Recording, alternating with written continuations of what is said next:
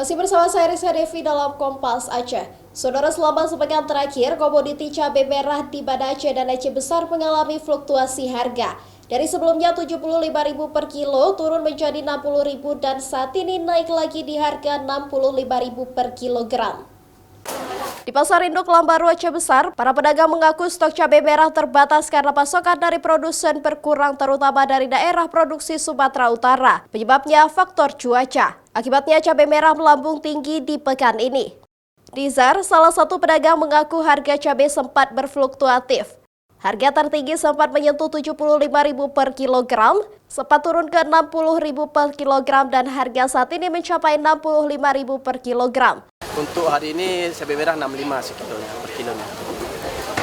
Kemarin berapa bang?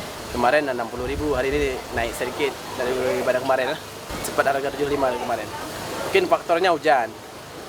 Terus kedua kurang barang juga karena di luar juga cabai lagi mahal, mungkin dikirim keluar. Dari lokal ada juga, dari luar ada juga. Dari Pastagi juga. Selain cabai merah, harga cabai rawit juga mengalami kenaikan signifikan. Harganya saat ini Rp60.000 per kilogram. Pedagang berharap cuaca di kawasan produksi cabai lokal maupun Sumatera Utara membaik sehingga pasokan kembali normal. Mustajab, Kompas TV, Aceh Besar.